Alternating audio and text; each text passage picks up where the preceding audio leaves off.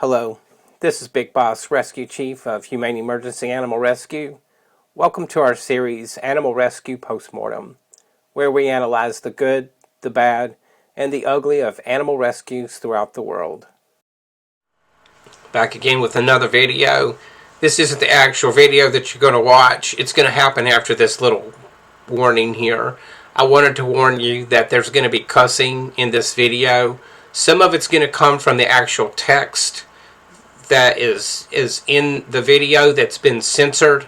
I wanted to say the words that the police officer is saying so the full weight of those words can be heard and felt and expressed, because seeing the censored version of it doesn't carry the full gravity of what the officer's saying, and it doesn't show and demonstrate his true behavior. And then there's me cussing at least once in there personally on what I think about this police officer as a human being. So you've been warned. If you have children, or if you're in a religious setting, or whatever what have you, now you know. Okay. I hope that you do enjoy this video, though. Big Boss back with Volume 6, video number 18, and it looks like Volume 6 is full of police officer nonsense here, and so that's why it's looking like we're going all in on police. Once again, I'll say this: nobody's immune from the postmortem. Nobody. This video here, I'm just gonna let it play most of the way through. But I do have to comment on it so I don't get a copyright claim. But what we have here is a family that's transporting a hit-by-car dog, their family dog, to an emergency clinic. And they're pulled over by a police officer who really is, in my opinion, is out of his mind and is a stupid idiot. And is one of these police officers that are really actually paranoid. And how they made it through a psychological screening, I'll never know, because I've worked with police officers like this one before, and these are the kind of police officers other police officers don't like. They don't want to be around. They hope that they never show up as backup because they're too unstable. And this is my opinion of this guy. I think he's too unstable to be in a position of authority, to be a police officer, and even more importantly, be in possession of a firearm. He's too unstable. There's no evidence of any kind whatsoever that this person, this family, did anything that he claims that they did. There's no video footage. If there was video footage of it, they'd be showing it to us. I guarantee you that. So let's, is the volume up? Nope, I just turned it off. Saved their dog's life, stopped and held at gunpoint by the cops. KRQE investigative reporter Gabrielle Burkhart obtained the police videos from a traffic stop that still has a family in disbelief. Did Bernalillo police officers take things too far? Have a look. It was a neighborhood cat that lured Stella the Labradoodle into traffic in July. I was like, oh my God, our dog just got hit. The Albrecht family jumped into action. We jumped in the car and started trying to get to the ER as fast as we could to try to save her life. William Albrecht headed down 550 through Bernalillo from their Rio Rancho home toward the nearest 24-hour emergency vet. He spots a Bernalillo police cruiser. So I imagined if he was going to pull me over for speeding, the graphics. He'd say something to me and then maybe even help us get there. I've heard of stories like that before, but that didn't happen. Driver, step out of the vehicle! Look at this nonsense going on here. He's doing a felony stop on here. One, he hasn't waited for backup. Backup's not on the scene yet. He could very well have waited for backup. But as you'll see, this officer claims this guy was being aggressive. He clearly lies. Then he lies to another police officer later, and it's proven that he lies. This guy is a piece. This is what did happen. Get away from me! Lapel video shows Officer Jeremy Navarez put Albrecht at gunpoint, ordering him out of the car. Step back! Step back! Realizing what's happening, My dog's gonna die! Albrecht. I want you to listen to the police officers in here. What's really what's really important for you to do, and if you're not experienced out in the field with these situations, you're going to miss this detail. You're just going to think these officers are yelling commands. I hear people who are emotionally out of control, and they're not in control of their faculties. They're not in clear thinking of their minds. They don't have enough facts. They're listening to the lies of another police officer instead of gathering the facts once they get on the scene and establishing what the facts are for themselves. They're making assumptions. And so listen to how they're speaking, and you can hear the absolute fear and terror in their voice. And listen, when somebody's in that state of mind, they're literally out of control. They're literally out of control, and that makes them extremely dangerous. Brecht's wife starts recording on her cell phone. Roll the window down, Lenny. I'm thinking, this is unbelievable. I can't believe this. Like, why didn't someone just come check with us, find out what the reason our speeding was, and help us? She and her son watch in disbelief. Step back, go to your left. As Navarez directs Albrecht into traffic, backup arrives, but they continue with a felony stop. Get faster. Get on your knees. Guns drawn. His wife and 6 Hear that screaming? That's somebody who's out of control. They're not in control of their emotional faculties. 16-year-old son now at gunpoint. My dog's about to die! Albrecht is handcuffed. My dog's about to die! I saw my son was sticking his hands out the window too, like, dude, our dog's gonna die. Okay, come to me. My dog's gonna die. And none of them seemed... Okay, so one police officer's dragging him backwards, another one's saying, "Come to me." And this is a typical scene that you see on a shooting. A bunch of maniacs yelling commands at the same time, and nobody's actually in command of the scene. It's just a bunch of fearful idiots out there who are just screaming at the top of their lungs, so nobody can understand what they're saying. Not one person is saying, "Shut the hell up, I'm going to be giving the commands." So this guy here, this kid, just received conflicting instructions. Even care at the moment at all. Please! My neighbor hit my dog. That's my son, my wife. Please, sir, my dog's about to die. He's taken to the back of Don't call police officers, sir. They don't deserve that kind of speaking. a patrol car. Sir, my dog's bleeding out of mouth. Officer, I'm going to say the word here. I'll probably bleep it out, but you can read my lips. He says something about his dog here. Let's go back for just a second. Sir, my dog. Sir, my dog's bleeding out of its mouth. I don't give a fuck. That's what the officer says. He's such a piece of shit as a human being that this is his attitude. That guy doesn't deserve to be among us as far as I'm Wife concerned. tries to explain. He's a scumbag. She got hit by a car. Look at his face, sir. Look, she's bleeding. Look at my dog. My dog is bleeding out of the face. And they're holding us on the side of the road. The officer who pulled them over wrote in his report that Albrecht was speeding and driving recklessly, but he wasn't given a citation, and there's no video of a pursuit. He wasn't given a citation, and there's no video. There's no video of him doing any of that. That first officer also never walked up to the family's car to check on the dog or ask why they were speeding. Officer Navarez's report says he drew his firearm and pointed it towards the immediate threat. The immediate threat. Watch the footage. There's no threat. This is what I'm telling you. This guy's too unstable to be out in the field. There are hundreds of police officers out there in jobs right now who are mentally unstable to this kind of level here, who are seeing threats where none exists. This has got to stop.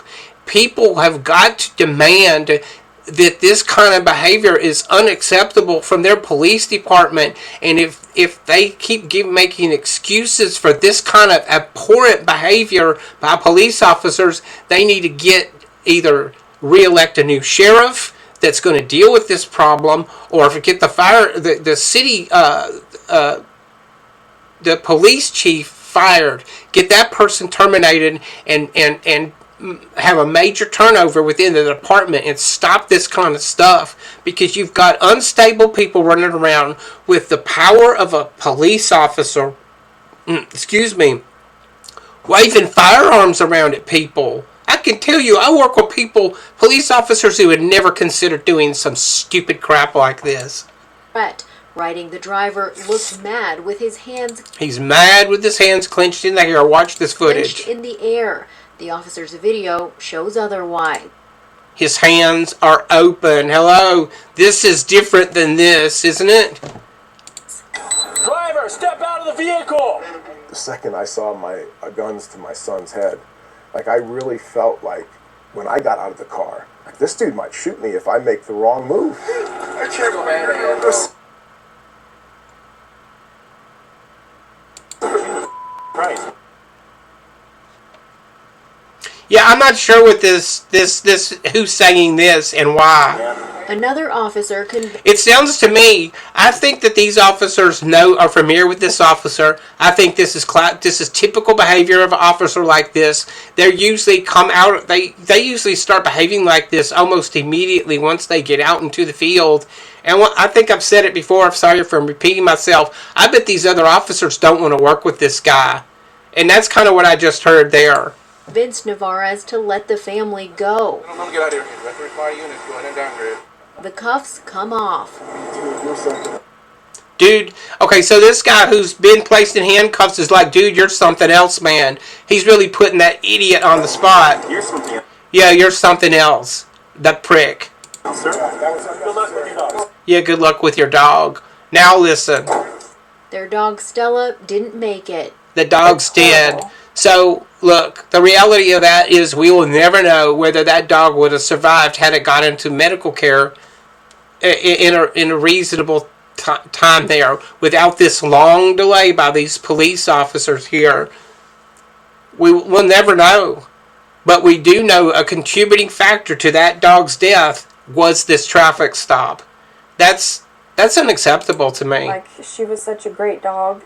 So how did speeding turn into a felony stop? The family had no weapons or warrants. I can't believe you pulled your gun on my kids, sir.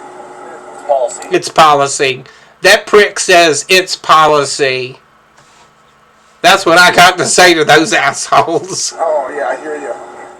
We asked for a copy of that policy and the use of force policies from Bernalillo Police, but those policies don't explain what happened here. BPD's policy does call for de-escalation, saying the level of force employed must be commensurate with the threat posed by the subject. The level of force, let's just read this real quick. The level of force employed must be commensurate with the threat posed by the subject and the seriousness of the immediate situation. So the guy does a felony stop, starts waving guns around over here at this family here who's transporting their injured dog. And this isn't just the department policy. This is part of the law. It has to be. The Supreme Court of the United States has ruled on this countless times.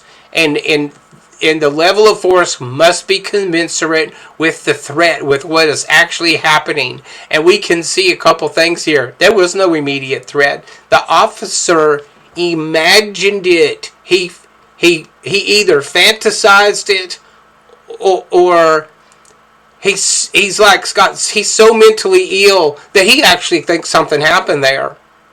Think about that for a minute. He's out there pointing a loaded gun at people. And the seriousness of the situation. Officer Navarez claims Albrecht... The animation and the dramatics, I wish I had that kind of budget. ...didn't immediately pull over, which he disputes. As soon as I noticed the lights, I pulled over. Right, and then, look, if there was truth to this and they had footage, they would play the footage to back up their story. I'm attempting to pull over a red Escalade on 550, I'm on 550 eastbound, is what this officer is claiming here. He knows this is recorded, so he's trying to paint a picture to make all the other officers think something that isn't true. If they had the footage, they'd use it.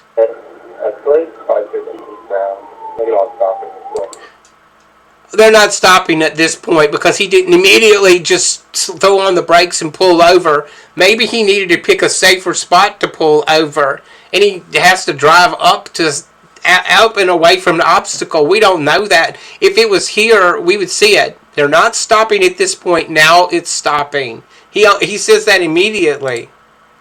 Oh, now it's stopping. Now it's stopping. 33 seconds after his first call to dispatch, he says they're stopped. No one came at him. No one threatened him.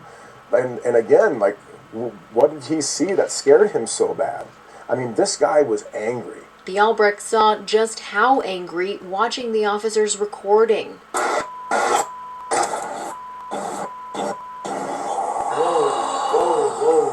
you kidding me? So he's gonna complain. They also heard Officer Navarez's explanation. We asked. Listen to this load of crap. So I did a felony stop on him because he wasn't stopping when he stopped. Once we found out his dog was injured, and he was trying to get to the veterinarian, we tried the ID and let him go. He's being... I'm gonna read this for you because they got this blocked out. So I'm gonna insert the words that this guy's saying. We tried to ID him, so he's trying to make it sound like the guy wouldn't produce ID. That's an insinuation that cops do among each other to try and influence the other police onto their side and to make them think that this person was being uncooperative. We tried to ID him and let him go, but he was being a dickhead. At no point in that interaction is there any footage to prove that that guy was being a dickhead. I'll tell you who the dickhead is. The guy making this statement here, Neverez, or whatever his name is. He doesn't deserve me even say it correctly. What was going through your head? Just scared. Just calling my dad names and stuff. It's not right. Shouldn't be a police officer. We called Bernalillo Shouldn't be a police to police ask if they're officer. investigating the stop. We left messages for the chief, called and emailed, but we never got an answer. We also showed the video to the ACLU. I do think it was an excessive use of force, an unnecessary use of force, and this is why people are fearful of the police. Maria Martinez is the legal director for ACLU New Mexico. Police departments just need to really be serious about consequences when this type of thing happens. So in this specific case, I think these officers should be disciplined. Gabrielle Burkhart, KRQE investigates. Yeah, and not rewarded with paid days off. After our interviews, the ACLU says it is now representing the Albrecht family and will likely file a lawsuit on their behalf. Good. I hope they get their asses burned with this, Rushing to try and because they should have their asses handed to them, and that police officer should never be in possession of a firearm or in a position of authority, by my opinion, in my experience. And I've had a lot of experiences with police officers who are behaving the way that guy did, and nobody likes them. Nobody. They're worthless human beings, in my opinion.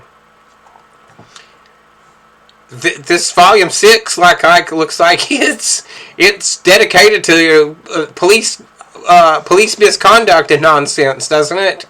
Well, hey, you send the links in, I look at them and I say it's worth a postmortem on, because everything that happened here is unacceptable. This dog may or may not have survived. We don't know. I mean, if it died from what injuries we're seeing there, it probably had some internal hemorrhaging that may not have been able to be stopped without immediate surgery.